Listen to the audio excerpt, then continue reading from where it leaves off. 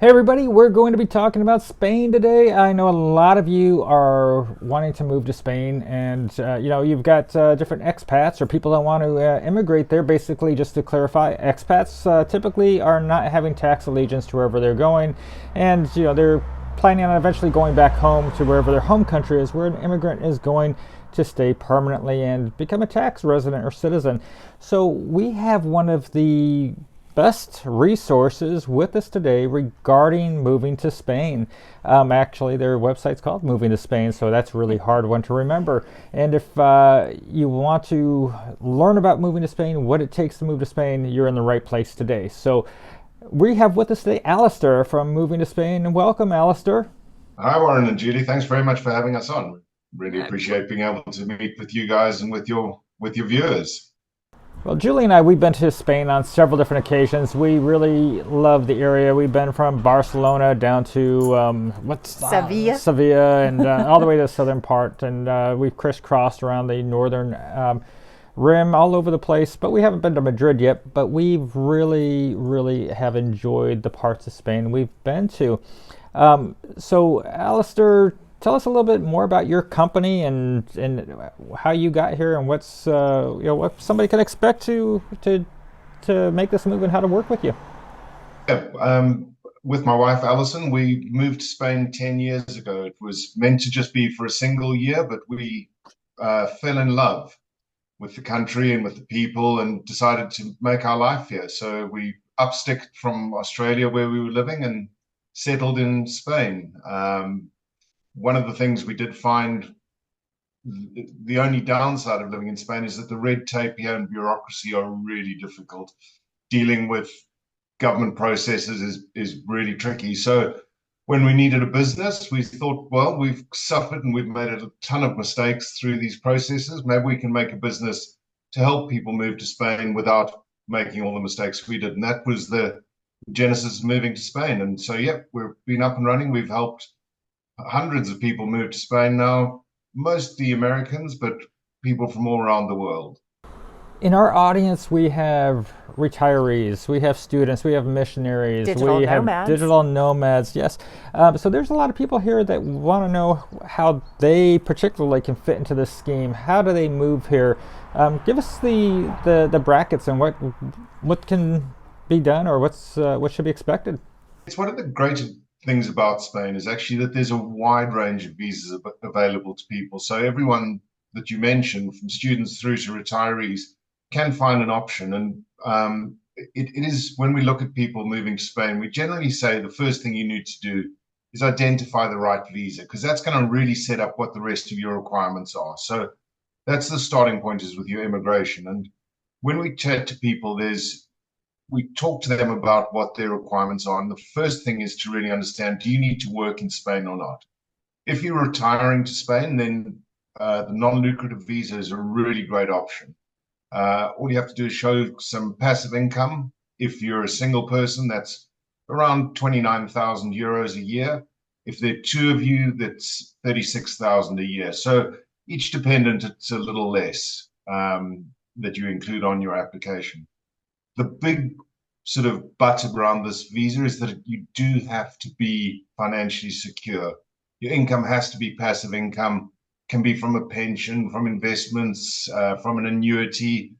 We had one guy who was a recording artist, and his royalties that he got from his old tracks and advertising jingles paid for him to do them, and that qualifies as passive income. So as long as you're not actively working in a job, non-lucrative visas are great. So it's also called the retirement visa often. So you were saying 29,000 euros for a single person and 36,000 euros for a couple. Is that correct? 29,000 for a single person, 36 for a couple. If you're a couple with one kid, it would be about 43,000. And Alistair, this would need to be started in your own home country to start residency, if I understand correctly, especially from the United States, or if you have residency in another country. Is that correct? This is one of the really important things about picking a visa first. So the non-lucrative visa, you absolutely have to apply in the country where you're a resident, and you have to apply in the consulate in the catchment area where you are resident too. So If you lived in Georgia, you would have to go to the consulate in Miami. You couldn't decide to go to the consulate in San Francisco, for example. So you really do have to go there. And in one of the joys of dealing with Spanish immigration is that each consulate deals with the requirements slightly differently. So there are standard guidelines. You need to show 28,800 of passive income for the non-lucrative visa. If you were in, one consulate might want to see that exact amount, whereas another consulate might say, oh, well, you've got almost that amount, but you've got significant savings. So, yeah, we'll let you in. And understanding that those differences and nuances between different consulates is super important when you're putting together your application for any of the Spanish visas.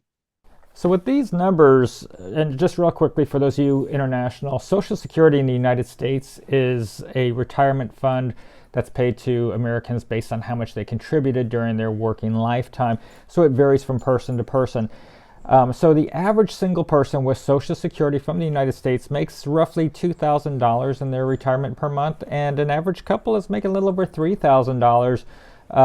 And looking at the exchange rates right now with the euro, it doesn't take a whole lot more than the average Social Security recipient to achieve those thresholds to move to Spain. So if you have a little bit of extra savings, or you're on the higher side of Social Security, or have some extra rental income or something else coming in, you probably can qualify to go to Spain. But honestly, Alistair, can a person in these brackets have a decent life in Spain? We did a study recently, sort of a deep dive analysis on cost of living in Spain, and the figure we came out with was that cost of living here for an equivalent lifestyle is about 32%, 35% cheaper than the US. The minimum wage here is 600 euros per month. So salaries are much lower here. So if you're coming in with 36,000 of Social Security payments as a couple, you can live really well in Spain. The healthcare costs are a fraction of what they are in the US. Rentals for your equivalent lifestyle are much cheaper in Spain, and just getting out and about, eating, drinking, not having to tip 25% every time you do anything, these are all good things. So your cost of living here comparatively is vastly cheaper than it would be in the US, Canada, Australia, the UK, all of those countries. It's not as cheap as some of the Eastern European countries, but it's still, by Western European standards, is incredibly good value for money. A couple of other visas that we talk about initially, because there are some nuances around healthcare and tax. So I'll just cover those off quickly. The digital nomad visa is a new visa that was launched recently. It allows remote workers, digital nomads, contractors, freelancers, all of those people to come and work in Spain. You've got to show about 32,000 euros worth of income. And there's some considerations around it, one of which is that if you're a W-2 employee in the US, you can't use this visa at the moment because there's an issue with the Social Security reciprocity between Spain and the US. But if you're a contractor, or if you've got your own business, digital nomad visa can be a great option. The golden visa is another really popular one with US expats moving into Spain. If you buy a house here for 500,000 euros, you can get residency, and it's a great option if you are looking to settle in, buy a house, and come and live here. The government has announced some changes to that program, so we don't know how long it's going to happen, how long it's going to be available for. But sometimes when things are announced here, it can be 3-6 months, 3-6 years. We never really know. So, but if you are planning on moving to Spain and buying a house, golden visa now would be the time to really dive into that one. And the last really popular one is the student visa, and that's you can enroll in anything from a Spanish course through to a postgraduate master's degree at a Spanish university, and all you have to do is show 600 euros, that minimum wage number, 600 euros per month of savings in that case for the duration of your. You can do that for more than a year, is that correct? If you're doing a 4-year undergrad degree, you can sign up for a 4-year course as long as you have the admission certificate from a Spanish institution that the government is government approved, and that covers the vast majority of all the universities and postgraduate studies, lots of Spanish, short-term Spanish courses, and then you want to do a year immersion fluency course in Spanish, you can absolutely do that. And all you need is 600 a month of savings and that admission certificate. Wow. That's amazing. Yeah, it's a great. It's also got a lovely for some of the courses, not for all of them, but for lots of them. When you finish your studies, you get a year residency permit to continue living in Spain post your studies, to give you the opportunity to find a job. So it's not a work permit per se, but what they say is spend another year here, look around for a job. If you can find a job and get a work permit as a part of that, absolutely stay on in Spain. And so they're really trying to, if you come and have got your education here, they want you to continue living in Spain. And it's a really wonderful opportunity, that post-study work visa. So it's a really good idea and very popular with a lot of people who study. So there's no age bracket. So can I be 56 and take these courses? Or Julie, she's about to turn 50. So is that possible? There's some shifts around when you get to 54. There's just some requirement shifts. You just have to show a slightly different set of proofs around your commitment to your studies. You can only work a maximum of 20 hours a week when you're on a study visa. That changes again around 54. You can work a little bit more. Again, it's if you're using a good Spanish immigration lawyer, there's no problem with getting those student visas signed off. They are very popular and well used immigration pathway into Spain. Those visas require you to have a healthcare policy, and I know, Warren, you work with Expat Healthcare, which gives you regional or global cover, and those policies are absolutely accepted for immigration in Spain. If you want to just talk to that. Yeah, so I'm a licensed health life insurance agent from the United States, and before Julie and I moved abroad, we didn't know exactly how we were going to handle the international insurance. So initially we went to Ecuador, did a policy down there, but as we traveled the world, we obtained a program. Great cost, $240 a month right now, $2,500 deductible, $1 million max, and we were being asked constantly who we are using. So I thought to myself, Warren, you're a licensed agent. You should probably find out about being appointed with them after sending a dozen people there. And so I got appointed with them, as well as several other companies. And so I actually help a lot of people with their international health coverage, whether it's as an expat, an immigrant, or you're traveling full-time, a digital nomad, missionary, etc., student. Go to warrenjulietravel.com and you can run your own quotes, or you can email me at warrenjulietravel@gmail.com, and I'll be glad to try to put some information together for you. But yeah, if you're looking for residency in most countries, I've got a program or policy that can help you out, or even if you're just looking to do the Schengen shuffle coming and going. Sometimes if you're in your 80s, it can be more expensive, but we can even put something together there, and we can talk about what those options are. And if you're over 65 and Social Security and Medicare recipient, there's different programs, and it doesn't matter if you're American or if you're from somewhere else in the world. So if you're Canadian, Australian, South African, Egyptian, from India, there's programs that will work for you. So again, just go to warrenjulietravel.com and play around a little bit with the tabs. And if you use the tabs and actually purchase something there, I will get a commission for that. I would thank you. There is no change in your rates by going through me than going direct. So please, help me out. Thanks. Can you expound upon a little bit about the type of insurance and carriers you have there in Spain? The insurers we deal with are local Spanish insurers. They're not expat insurance, which is the insurance you offer, which is a great product in many cases. And there's some pretty strict requirements around immigration healthcare. So it has to be a policy with no wait times, no pre-existing conditions excluded, no co-payments, and it has to be registered. The company has to be registered in Spain.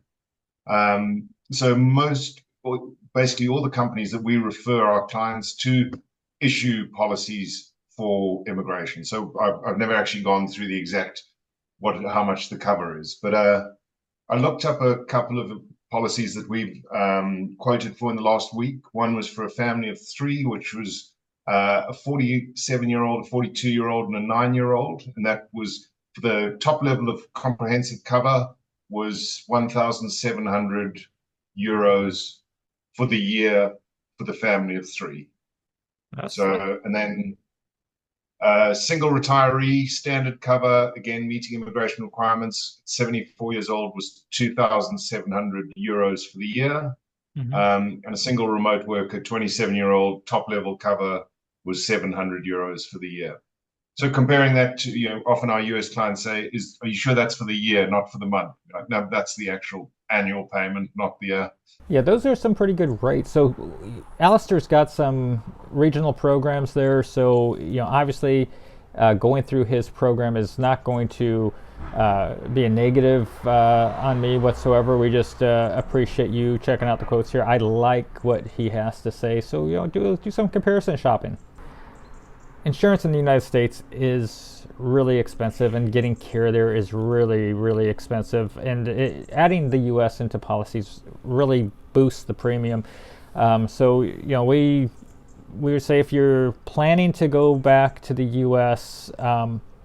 And you're looking at doing Medicare, never cancel your Medicare unless you're absolutely sure you are not going back, because once you go back and you decide you want to start your Medicare back up again as an American, and you're looking at a permanent change in your premium, and you're going to have that for the rest of your life. So that's an increase that you'll have to burden. So think twice before canceling your Medicare program in America if you're an American. I just want to give that warning because I do want to ask about the national health system, and I don't want anybody prematurely dropping their coverage in America once they join. You can get onto the plan. If you are working in Spain, you pay Social Security contributions as part of your employment deductions. So you're automatically then enrolled in the public system. After 5 years of living here, you become a permanent resident in many cases. You gain access to the public system, and there is a way that you can short circuit that. After 1 year of living here, you can pay a voluntary contribution and become part of the public system. Public system in Spain is incredible. It's one of I read a study recently that said it was raised second in the world for efficacy versus investment by governments in health. So the health outcomes are fantastic, and we've used the public system a lot. It is brilliant because, we pay Social Security contributions here, so we have access to it. Like most expats, though, we've maintained our private health care. It's cheap. There are some real advantages to still being in the private system. One is that I can ring up, we'll go hop onto a web page, book an appointment with a specialist, dermatologist, an ophthalmologist, or whatever. I can do that through the app, no cost to me. There are no co-payments. And I can do that directly. I don't need a referral from a GP or anything. If I kept on doing it, see a dermatologist 4 times a day, every day, the insurance company will ring me up at some stage and say, stop doing that. But it's never happened yet. We can find, so especially around specialists, we like to see people who speak English. Our Spanish is better than most, but if I'm talking about, I've got glaucoma and I'm talking about eye pressure and optic nerves, it's much easier for me to understand that in English, and I want to understand it pretty well. So almost everyone we know who uses the private system as a complement to the public system. If you've got a broken arm, go straight to the public hospital. They'll look after you. They're absolutely brilliant. But if you're seeing a specialist, I can choose who I see when I see them. There's no wait lists, and I can get the treatment in English. Someone wants to work in Spain. Are there taxes and other expenses that they need to be aware of if they're opening a company or corporation, and how does that work? A couple of options. Spain actually has 9 different work permits, just to make life suitably complex. The digital nomad visa is one. So if you're a freelancer or something like that, you could use a digital nomad visa. If you're employed directly by a Spanish company, you can get a standard work visa. There's a highly qualified professional visa, where if you've got a skill set, generally a degree and some experience, you can get a higher level work permit that allows you to move between companies. So it really does, it's worth speaking to an immigration professional in Spain and say, this is what I want to do. If you want to open your own business, there's an entrepreneur visa. There's all sorts of different visa options. Understanding the right one and picking the right one will make your life vastly easier. Trying to change is absolutely possible, but you get into a red tape jungle. The tax is something that comes as a bit of a shock to a lot of people from the US. Spain is a high tax, high spend country. We get an amazing public healthcare system. We have incredible public education. Infrastructure is well provided. We pay taxes for that. And it ramps up pretty quickly, certainly compared to the US. There is a program called the Beckham Law. David Beckham was a footballer who moved, famous UK footballer who moved to Real Madrid, and they rewrote the tax code basically to get him to come over. And for a lot of remote workers and freelancers or people moving to Spain specifically to work, the Beckham Law is a great option because you pay a flat 24% tax rate on all your global income. So it's a real win versus the Spanish tax rate. It's a little complex to do. It's worth speaking to a taxation professional just to make sure that you do qualify, because we had a friend of ours who lived here for 5 years working for an Irish company. He was eligible for Beckham. He didn't know he was eligible for Beckham. So he paid full Spanish tax rates when he could have paid 24%. So he cost himself hundreds of thousands of euros. And when he found that he'd gotten bad tax advice early, he was justifiably annoyed. There is also a wealth tax in Spain. It's a tax. It's a temporary tax that was brought in. Now it's extended well past its original temporariness, so we don't know how long it's going to last. It is on your global wealth. There are big offsets against that. And the way Spain works is it's a federal system, similar to the US, where the 13 autonomous regions set their own tax rates. And so the autonomous regions of Madrid, Andalusia, Galicia, and Murcia have much lower wealth taxes than places like Catalonia. So I live in Catalonia. We have the highest tax rates in Spain and the highest cost of living in Spain. Wonderful place to live, but it's a little more expensive than if we, for example, lived down in Malaga. What about double taxation treaties with the US or other countries? Part of the EU, Spain has double taxation agreements with almost all the major economies. So the US, Canada, Australia, the UK, all of the European unions. And those double taxation agreements mean that you will never pay tax on the same income twice. So if you're a tax resident in Spain, that's generally when you're living here for more than 6 months and a day, which is the requirement of some of the visas, like the non-lucrative visa, for example. You become tax resident in Spain, you now pay Spanish tax rates. As an American citizen, you still have to submit an American tax return. That's a requirement of being a US citizen. It's one of the perks that you have. It's very unusual where you, as a non-tax resident, you still have to submit a tax return, but US citizens do. It doesn't mean you have to pay tax twice. What it means is that you can tell the US government, I'm not a tax resident in Spain, I'm paying my tax in Spain, this is how much tax I'm paying in Spain, and don't tax me anymore. And because of the double taxation treaty with Spain, you won't be taxed twice on the same income. Again, there's some nuances around this, and it's worth speaking to a smart tax person to make sure you have all your ducks in a row, because it's very hard to unwind if you go down the wrong path or you set things up in an inefficient way. It can be quite hard to unravel that. Get it right first up.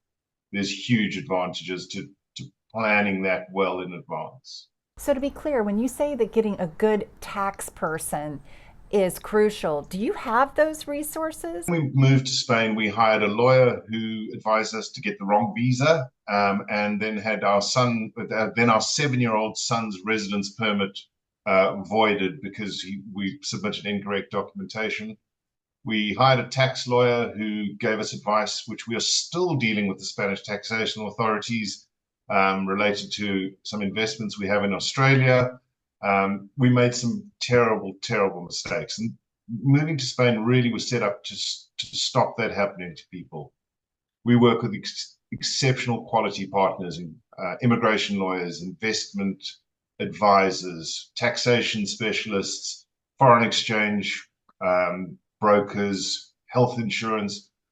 What we've done is we get personal recommendations from people. We then have a 8-point vetting system where we do a lot of research on these partners. And then we ask every single one of our clients who we refer to a partner, what was your experience like? And we get to, if there's issues, we step in and deal with them on the, we can help out with those partners. But we've also got rid of a number of partners because the feedback we've got from clients has been that they're not delivering value and quality. And the partners that we do have are exceptional. So what we're trying to do is build this stable of absolutely trusted partners that cover everything in your move to Spain, from your immigration, your health insurance, tax, finances, real estate, whatever you need. And yeah, that's the end goal of moving to Spain, that you can just sign up, take a package, and the packages that we have, the planning packages, I think Warren and Julie have got a discount code. So you can, for those sorts of services, lawyers, packages, you can use the discount code that Warren and Julie have got to make sure that we know they're coming from you. You've been referred by Warren and Julie. Now, we really are looking forward to having a long-term relationship with Alistair and Allison over there at moving to Spain. So we appreciate that if you go to don't do any business with moving to Spain, if you could use our discount code of STNE10, we would appreciate it. That helps us to track the success of our videos with them as well. So and it gives a 10% discount to the person using it. Yeah. So so please feel free to go through their website and check things out. And we also have a link at our website, warrenjulietravel.com, taking you directly over there. So Spain's a fairly safe country. There's been some negative news, but so where are the expats and foreigners going to right now where they feel safe, settled? And there's also a lot of climate differences there. Some parts are desert. You got your beaches, you got your mountains. Can you kind of elaborate on where people should go and maybe where they shouldn't go? Spain is big. It's the size of Texas. There's 65 million people live here. It's got some of the greatest cities in Europe, places like Madrid, Barcelona, Valencia, Granada. There are two coastlines. There's the well-known Mediterranean coast, but there's also the absolutely stunning Atlantic coastline between Portugal and France. And that's provinces like Galicia, Asturias, A Coruña. They are magical places. Much cooler. Julie, I know that you prefer the cooler weather. Yes, cool in the summer. Summer, we tend to scarper up to that part of the world and go and cool down for the middle of August. It's really beautiful. It feels like being in Ireland. It's all sort of green rolling hills and really lovely. Down south is much warmer. It gets really hot in summer. Some people love it. I love the heat, so I'm very happy down there. And they are magical cities like Sevilla, Granada, Alicante. There's some areas, sort of Benidorm and Malaga parts of that area have become really touristy. Big new apartment blocks, lots of short-term tourists, and they have some pushback against foreigners in those areas because Airbnb and those sort of things have pushed out a lot of locals and pushed up cost of living. The vast majority of Spain I've found incredibly welcoming. It constantly surprises me how generous people are with their time, how generous they are when I butcher their beautiful language, how patient they are to show us around and feed us and water us. Really lovely people, and we're generally welcome. But I think trying to understand what it is you want out of the place you live. Do you want to be, in a very Spanish area? Do you want to live in a small town? Do you want to live on the warm Mediterranean, up on the cooler Atlantic? Do you love the mountains of the Pyrenees? These really trying to understand, where do you want to live? We did a recent study, well, it's about 6 months ago, and Valencia was the most popular place of inquiry for US people. It's a beautiful city, and it's the hinterlands of it as well around Valencia are really stunning. Lovely coastline, got an international airport, so you can hop in and out all around Europe. High-speed train links with Barcelona and Madrid. So it's a great option as well. Mild winters, right? It's very mild winters. This is we're well into winter now in November, and I'm wearing a t-shirt and shorts, and it's a beautiful hot day. we live on the coast just outside Barcelona. It's an hour and a half drive to the nearest ski resort. So it's easy to pop up into the mountains. I do a lot of hiking and a lot of walking with a group. And yeah, we'll get up on a Saturday morning, drive an hour north, spend the day hiking up in the foothills of the Pyrenees Mountains. And you can see snow-capped mountains in June, and and have a nice long lunch and drive home in the evening. It's one of the things that makes Spain special, is that you can so easily move between different things, and the cultural experience, the architecture, the food. It's quite different in the different regions of Spain. What generally is about the same is that, as I say, the warm, friendly people, and they are lovely. I think they've got a great sense of humor, and they're very welcoming, and they're always happy to feed you, which is very important for me. I like it. So, Alistair, we're looking forward to a long relationship with you. And for those of you that haven't picked up on it yet, he's with Moving to Spain. Go to movingtospain.com. But don't forget to check out warrenjulietravel.com and check out our Facebook group, Expats, Slow Travel, Nomad Network by Warren and Julie, and join part of our exciting Facebook community of foreigners and expats and people dreaming of retiring or living abroad. So we are... we're going to be back in Spain eventually, and we are looking forward to getting together with you to grab a beer or a tea or a coffee somewhere with you and Alice and Alistair. Does that sound okay? Yeah, I hope that's okay with you. Wonderful. You know where to find us. We'll have a glass of cava, which is the local. We live in the middle of the cava region, which is the Spanish sparkling wine, and it's a perfect drink to sit with your toes in the sand on the beach and toast the sunset. Sounds We'd love to see you guys here. As a reminder, Julie and I, we're traveling the world with our two dogs. We're trying to see what it's like to live in different countries, different places. We're trying to share our experiences, our expenses with you. And we hope you're going to subscribe. Give this video a like. And until next time, have a great day, everybody. Bye-bye. Ciao.